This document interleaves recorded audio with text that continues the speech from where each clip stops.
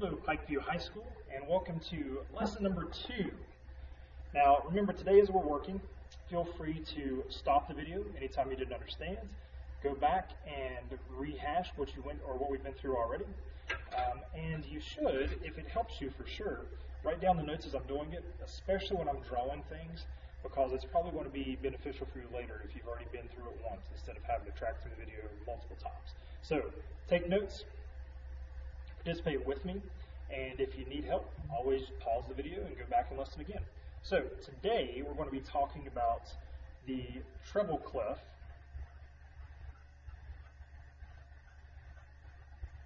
and the staff. So one of those words should be familiar, right? We talked about the staff in the last lesson, but we're going to talk about how these two things are related and what that helps us to understand about music. Remember that music is written on the staff. At least most music is written on the staff. Most of the things that we listen to today, they have a staff involved whenever they're reading the music. But not all music has it, but most of the things do. So this is the staff. Remember, it has 5 lines and 4 spaces. Line number 1 is the bottom, 2, 3, 4, 5. And then the spaces happen between lines. So space 1, space 2, space 3, and space 4. Now, the next thing that we need to be able to understand the treble clef and what it means for us is to understand that the notes we use in music use only 7 letters, right? So all the pitches, the different sounds, high and low, are represented with these 7 letters: A, B, C, D, E, F, and G. So those 7 letters, and that's all we'll ever use. You're never going to see an H, you're never going to see a Z or anything like that. Just these 7 letters.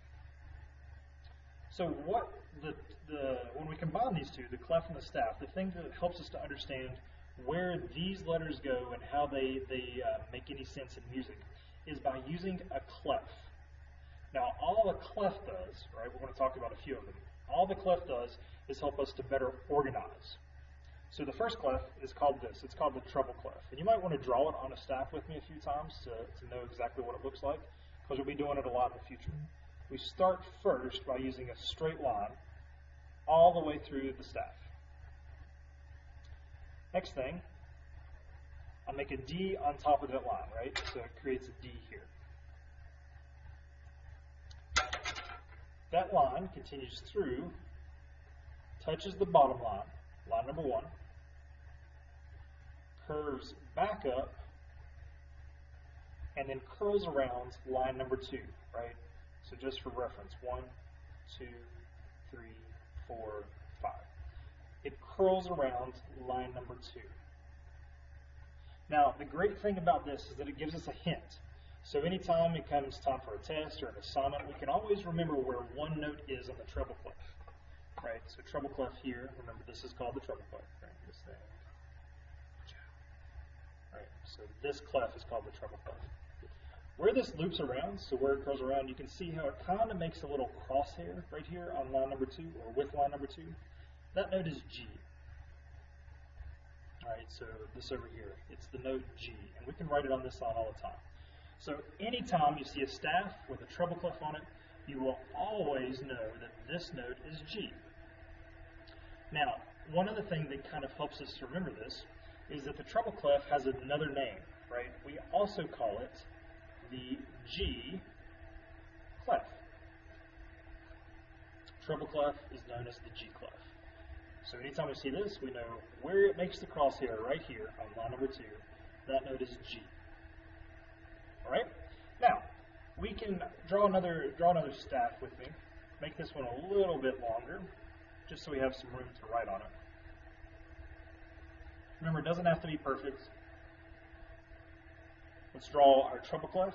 So straight line, little D on top, curl around line number 2.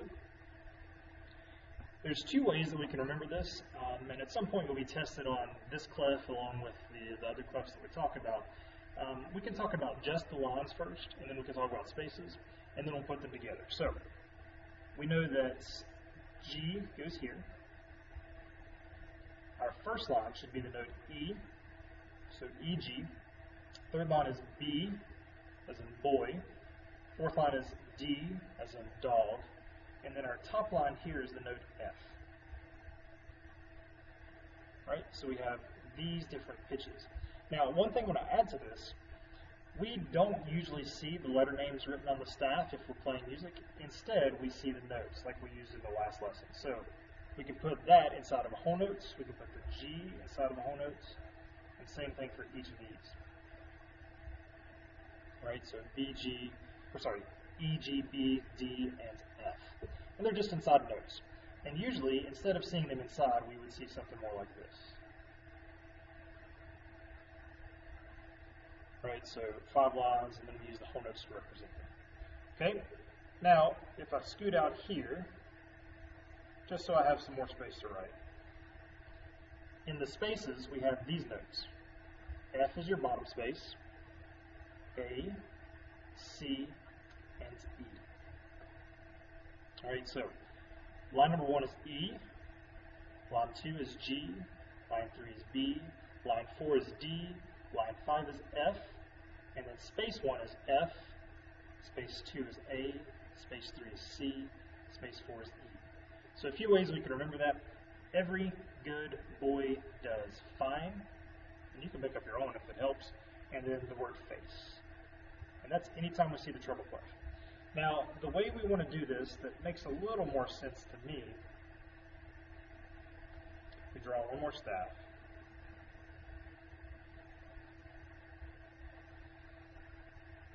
Draw our treble clef, straight line, D, curve around, and a loop. Okay, the way that makes a little more sense to me, and ideally for you too, we know that G is here on the second line, right? So we'll draw that G. We'll actually write the letter for now. Now, music is consecutive, so every line or every space is another letter. If you refer back up here, right, we have 7 letters, A through G. When we get to the G in music, the next thing higher goes back to the beginning.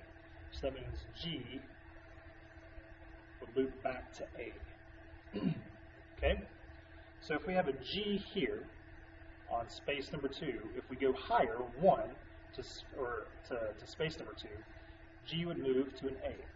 So that means in space 2, we could write the note A. And you can see that that's the same up here. Right? So space number 2 is A. If we move 1 higher, line 3 would be B. And we're just saying these in alphabetical order now, right? So we did the A on space number 2. And now we're going to do B, which will be line number 3. Continue on. Space 3 is C. And D, E, and F. So we just set our alphabet in order, right? A, B, C, D, E, F. Now if we want to go lower on the staff, right, so from line 2 down to line 1, we just go backwards. So if G was line number 2, going backwards 1, we would go to an F. So that means space number 1 is an F, and line number 1 is an E. And you can see that up here too. I know it's kind of blurry, but we did do that together when it was a little bit clearer. This is the way that makes the most sense to me. If this works for you, by all means, use it. But I think just memorizing that G is on line number 2 and going alphabetically makes pretty good sense. So, as always, if something didn't quite make sense, pause the video and go back. But the next thing are the exercises. So, I'd like you to pause your video here, grab a sheet of paper, and draw these things with me. Pause your video. And when you're ready, come back in. All right, here are the exercises. Question 1. The treble clef is written in 2 motions. Trace along the dotted line as indicated, then draw 4 more. So, wants us to trace these first. It drew part of it, so I'll follow the dotted line. Do it one more time. And you can see theirs has a little tail. You can add that or don't. I don't usually. And then we just draw a few more, right? So, I'll do them quickly.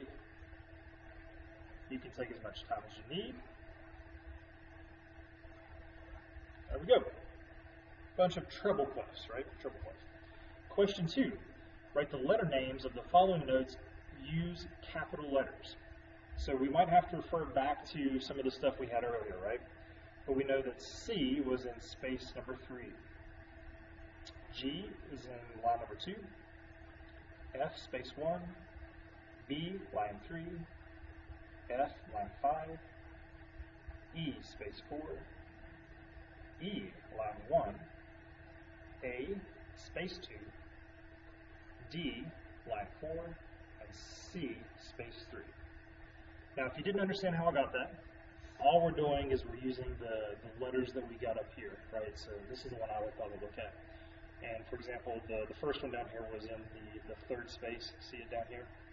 Third space. We can look up here in third space, see that there's a C inside of that, and that's how we got the note C. Okay, question 3. Write the notes on the staff indicated by the letters. If the notes can be written in 2 places, write one above the other.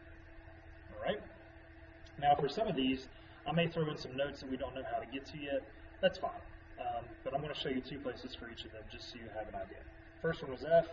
Using the thing before, we know that space 1 and line 5 is an F.